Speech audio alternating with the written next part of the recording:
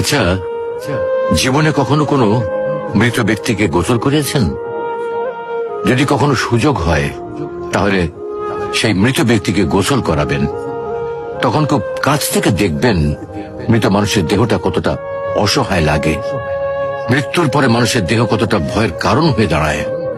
সুযোগ পেলে রাতে লাশটা পাহারা দেবেন, তখন বুঝতে পারবেন প্রিয় মানুষটার লাশ রাতের বেলায় আপনার কাছে কতটা অদ্ভুত লাগে, কতটা ভয়ের কারণ হয়ে ওঠে, কতটা আতঙ্কের কারণ হয়ে যায়।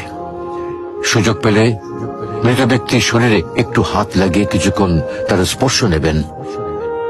আপনি তখন উপলব্ধির সুযোগ পাবেন এই পৃথিবীতে বিশাল প্রভাব প্রতিপত্তি মৃত্যুর পরে কতটা নির্যাতনের রূপ নেয়। সুযোগ পেলে আপনজনদের লাশ কবরে নামাবেন খুব আগ্রহ নিয়ে।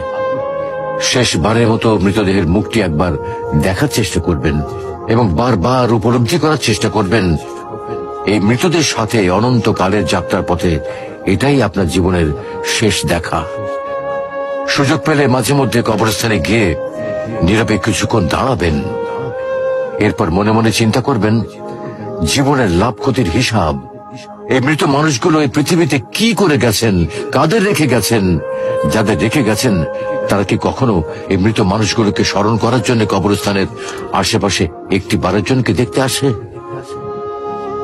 আমাদের জীবনটা বড় অদ্ভুত, বৈচিত্র্যময়।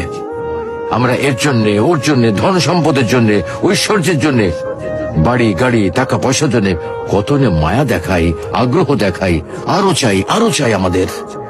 অথচ এই জীবনে আমরা মৃত্যুর কথা না ভেবে, পরকালের জবাবদিহির কথা না ভেবে কিভাবে আরো সম্পদ অর্জন করতে পারে সেই চিন্তায় বিভোর থাকি।